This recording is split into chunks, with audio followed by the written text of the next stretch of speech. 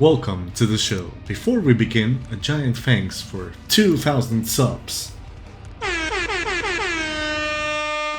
We reached this massive goal and now we are on our way to 5,000, the next big milestone. Also, a warning, I know nothing about Doctor Who, the show, and so on. So this is a pure look at the cards, so don't expect anything, any information from the show. Cool? Let's get to it. First, I wanted to begin with Transalor Clock Tower, and only because it is an untapped legendary blue land for the Tainted Pact mana base. But yes, anytime you tap it, you put a time counter on the Clock Tower, and if you have 12 of them, and a Time Lord, you can basically Time Twister with this land. But again, we're just looking at the fact that it's an untapped land for our greedy mana bases. Dimir especially. Next, let's have a look at Vashta Nerada. I am sure I butchered that somehow. For 3 mana, it's an indestructible creature, 1/1 for 2 and a black with Shadow, so basically unblockable, and Morbid, so it grows at each end step if other creatures died. The main point is that it's an unblockable Tymna attacker. Also a Tymna blocker, so maybe Tymna Jiska or Tymna Malcolm. It's also fun because with the indestructible, it navigates around Bowmaster. But will it really see play? Maybe in budget lists? And yes, Doffy is the only real blocker for this card. While it's a 1/1, once it's bigger, Doffy will never block this card. Now, let's look at some commander options, starting with River Song. A 3 mana, 1 in the blue and a red, legendary human Time Lord Rogue, 2/2 with Meet in Reverse. You draw cards from the bottom of your library instead from the top. Also, River Song has spoilers. Whenever an opponent scries, surveils, or searches their library, put a +1/+1 counter on River Song, then River Song deals damage to that player equal to its power. Now yes, chat on the internet goes around with Time Stream Navigator shenanigans and extra turns, but I think you can do something more fun for Control Winter with River Song, and I call it Punishment Control. Eidolon of the Great Revel, the new creature from Wilds of Eldraine, Scalding Viper, plus fun Time Twister and Winds of Change, Portent, etc. Basically, your opponents are going to fetch and tutor. Some of them will even surveil. Scry is not really something we do over here. So how about we use River to force them to do that, and River Song kills them with that? I'm sure if you Time Twister or Winds of Change, the trigger will nicely stack and hit each opponent.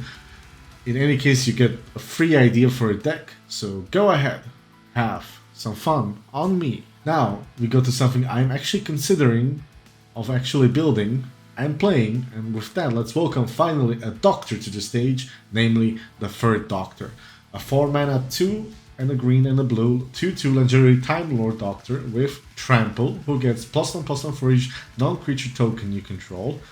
And when the Third Doctor enters the battlefield, you can create a clue or a food or a treasure token. Also, do you see that sandwich? Yes, we're talking food chain loop, since the Third Doctor can basically draw your entire deck with infinite cast. And this is also a spot where we are going to mention companions. Yes, the Doctors can have companions in the command zone, like a version of Friends Forever or Partner With. And does Team or Food Chain can be born? There are many options, like Dan, Lewis, Clara, can be of any color, Yasmin or Ryan Sinclair. But for my money, let's stick with Ryan Sinclair, since it has the most valuable ability and a fitting mana cost. So yes, this pair together, so for free, 2 and a red, you get a Doctor's Companion, Ryan, that is a 2/2 and has an ability that when Ryan attacks, you exile cards from the top of your library until you exile a non-land card.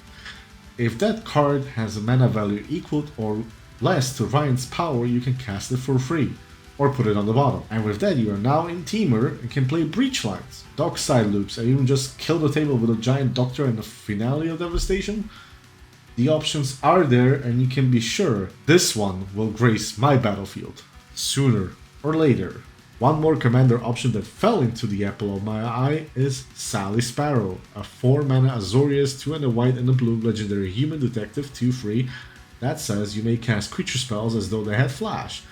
And whenever one or more creatures you control leave the battlefield, investigate. It triggers only once each turn. So yes, speaking of Control Winter, maybe Blink Control?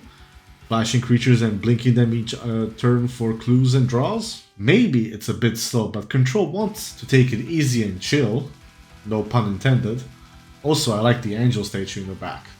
Now let's get back into the 99 of our decks with Tegan Yovanka, a 3 mana 2 and a white legendary human 2/2 with Braveheart. Whenever you attack, target history creature gets +1/+1 and gains indestructible until the end of turn. So is this a Winota card? Or maybe a more specific Alivier card? Letting you attack with either one and you don't have to worry about your opponents killing it? At worst, Tegan can give itself indestructible since historic means artifact, legendary, and sagas, or maybe I'm reaching, like really reaching. Like with K9 Mark 1, one of our first legendary 1-drops in blue, I think. For 1 blue mana, you can get this legendary robot dog that gives your other legendary creatures you control ward 1 for as long as it's untapped. And also for 1 mana and a blue, you can give target legendary creature unblockable till the end of turn. So let's address the dog in the room. Is this an Agila card? Mimo and Mind Sculptors, this one is on you to answer. I just know that if I would not mention it, someone would find and threaten me with cuteness. Also, I just want to sack this to Tevesh to draw cards. Do I ask for so much? The next card on this list shall be Everybody Lives. A 2 mana 1 and a white instant that says all creatures gain hexproof, indestructible, players gain hexproof, and players can lose life this turn, and players can lose the game or win the game. All this for a turn. So it's like a spruced up Angel's Grace, but lucky for Toxic Deluge that it does not care about indestructible.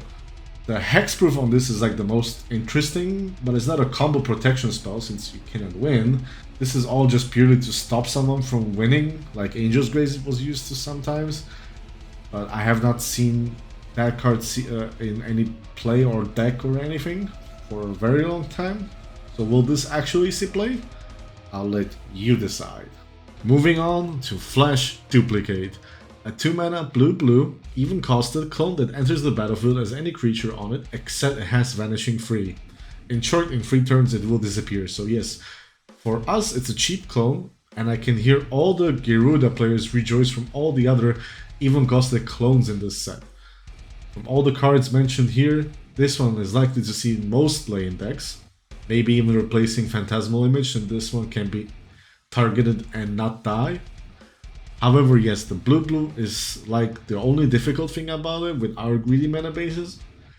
Guess I have to test it instead of Image to see if that mana cost ever makes a difference. Even if with blue we also cast Foracle, so time to pre-order Flash Duplicate, I guess. Also, I just love the name. And for the final card, let's look at one more blue costed card, namely Cyber Conversion, a 2 mana instant that says turn target creature face down. It's a 2/2 Cyberman artifact creature. So in short, before you say anything, yes, this is not a morph or manifest, so you can't flip it back. And if it's a commander, it stays on the field and cannot, flee.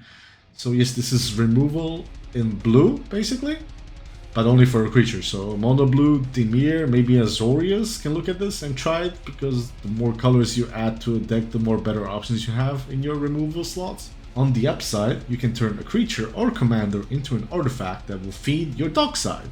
Sounds like an absolute win. And with that, we have reached the end.